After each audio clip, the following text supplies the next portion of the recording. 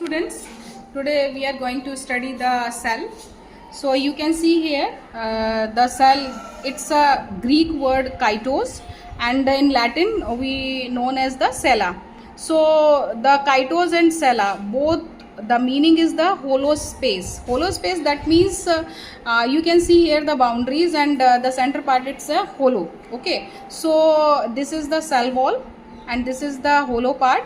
And the Robert Hooke, who was the scientist, and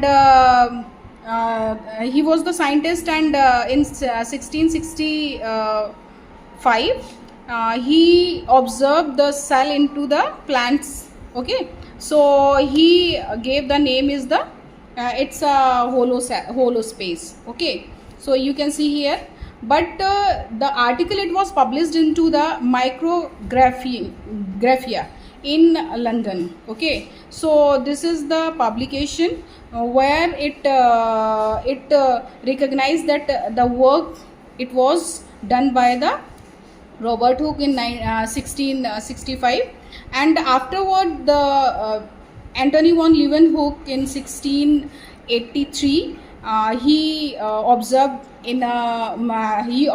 the cell into the microscope. It was made up by himself, and he observed that a single cell, free cell, which is isolated, and it was the bacteria, protoplasm, protozoa and sperm, RBC, etc. It was observed by the Antony von Leeuwenhoek in his own microscope, and afterward the Alphonse Corti in 1772, and he observed that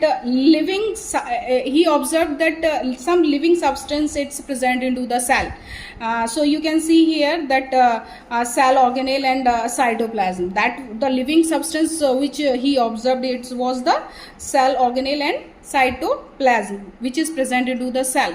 Okay, and afterward the Robert Brown in 1831 discovered the nucleus. So he saw that some of the part, it is present into the center of the cell, that is called the nucleus. So who observed the nucleus? Robert Brown.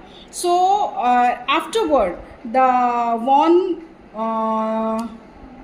Wobble and Jonas Purkinje in 1839 he proposed a name, that is the protoplasm. What do you mean by protoplasm? Whenever the nucleus and the cytoplasm, it combined together, it's collectively known as the protoplasm. So these are the some of the important questions which is most probably used to ask in the competitive exam. Thank you.